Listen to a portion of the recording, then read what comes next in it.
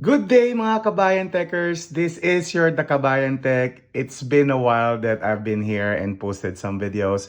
I was moving and it took almost a month and a half, and now I'm on my new home.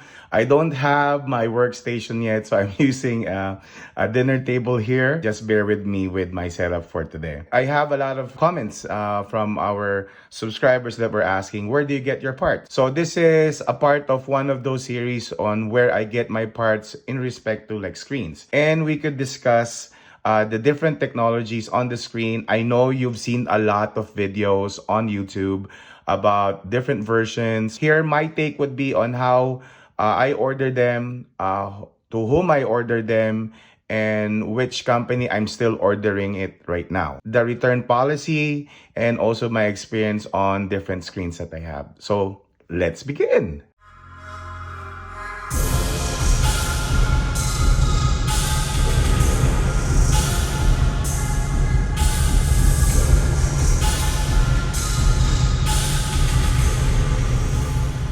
Here, we're going to discuss about the different technologies from LCD to OLED, those two technologies that the screens are using. I didn't discuss the 6 and 6S because they are using an LCD, but I'm going to discuss it also here on the iPhone 7 and show it to you using the eye test box. I'm going to connect the eye test box and we're going to start with the iPhone 7.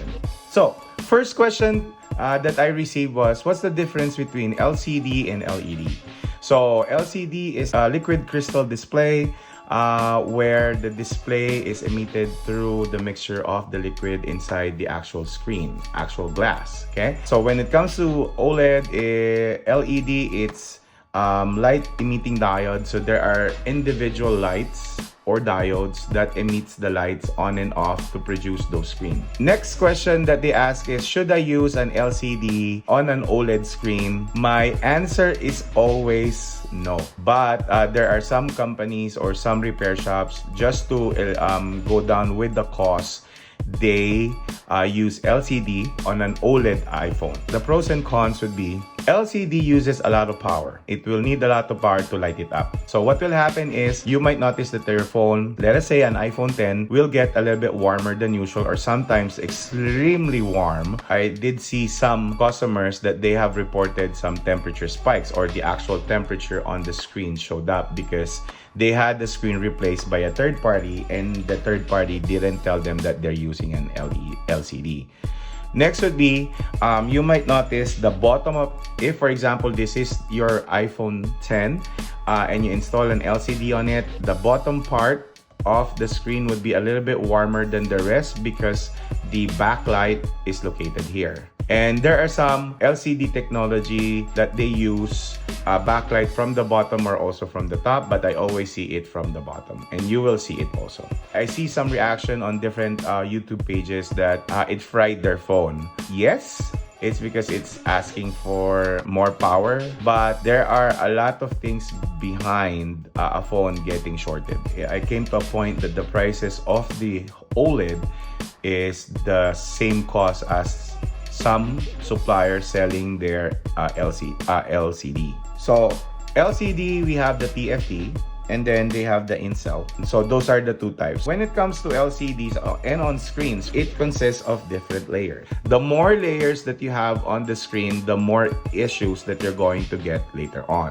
Why? It's because they are bonded by Oka glue. Once they create spaces or gaps in between, common issue with that one would be touch sensitivity, that when you press the screen, it doesn't respond, or the phone thinks that it has a mind of its own and it keeps on touching every icon that it sees. I'm not sponsored by any supplier, but I'm going to share their link below. This one I got from OEMTech. You might notice the things that you can expect when you buy a TFT or a really cheap one. They don't have backplate. They don't have all the components inside it. There are some shops that they don't even transfer the backplate. I also use water-resistant adhesives. So don't get me wrong, I'm just following what Apple does on their phone, and as much as possible, I try to be closer with their procedure on that part. TFT is the one in the black, and the white one is the in-cell. The one that I usually notice when it comes to like low quality screen or really cheap ones, the chip in here, this one is the IC is a little bit bigger comparing it to the Intel one or the high quality ones. The problem with that one is sometimes even if you try to retrofit the screen, it shows like there is something pressing on this part because this one is hitting the edges of the internals. Okay, so not like if you have a smaller chip, which is somewhat an OEM spec. Once you put it in, you don't have any issues on the chip hitting the components inside. If we're going to try and look at the quality of the screen, I'm going to put in a TFT on my eye test box. I noticed that the screen would be a little bit darker even on its max brightness. So my suppliers for my iPhone 7 and below, I usually get them from OEMTech. I had a pretty good experience with OEMTech and the return policy is really good. This one is an Intel one I got from mobilesentrix here in Canada. So when we test this one, you might notice comparing it with the previous one, they have higher blues and higher color. It's not really that wash and it's a little bit brighter than the TFT one.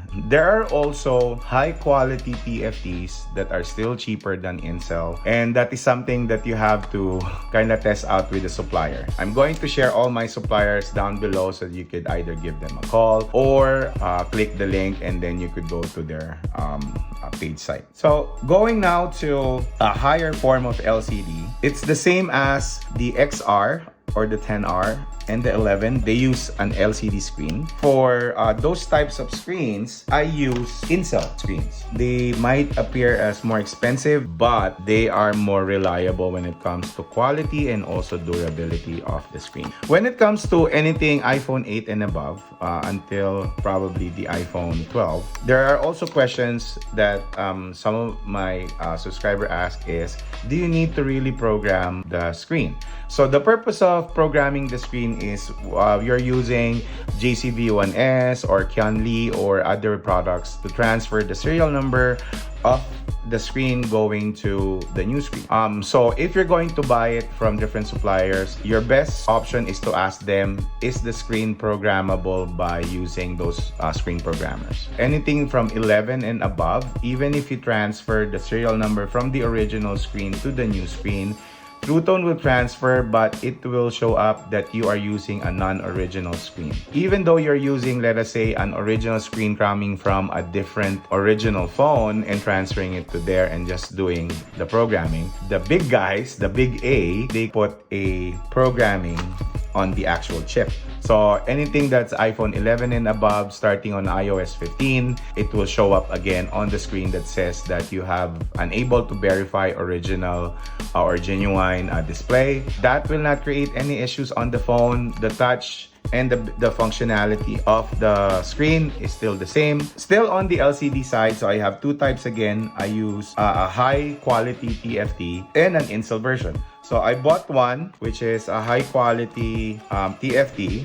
This is from mobilesentrix, and then I got an Intel version from OEMTech. So I'm going to start off with the high level TFTs here. So when it comes to the actual screen, you might notice that it's a high quality TFT one. It's brighter, right? You will see it there, right? It's a little bit brighter. So only thing is it has a thicker bezel. Yeah, the borders are a little bit thicker.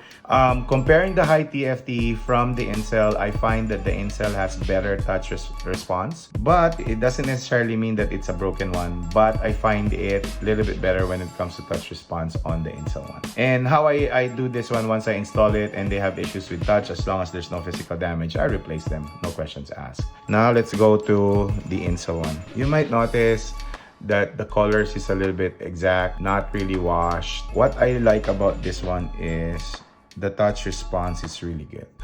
When it comes to Intels and also OLEDs, there are different versions. You will see like JK, GX, HX, NX, RJ, YK. So the one that I'm using is the one that I see lesser returns and lesser issues that I have on the screen.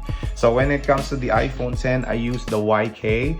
I got this one from a supplier in AliExpress, and I'm going to mention his link below. I use OLED screen again. the price of the OLED now is similar to the price of an in-cell LCD. The screen quality is really good on this one. Touch response is really good. When it comes to the OLED, there are two types of OLED. We have the hard OLED and the soft OLED. The one that I'm using is a hard OLED. The difference would be, one would be price. The other would be the bezels. The border bezels is a little bit slimmer on the soft one, comparing it on the hard one. Next is the usual issue of the hard OLED is when customer drops their phone a lot, and that will create an issue. Because of it's a soft, it doesn't necessarily mean that it breaks easily. There is more give when it comes to like flexibility of the screen. All my suppliers, I'm going to add them on my descriptions below. And if you have any other questions regarding the screens, just write it down below. Our next video would be more information on how and where I buy my batteries. And that's it, mga kabayan techers. Thank you very much and have a good day.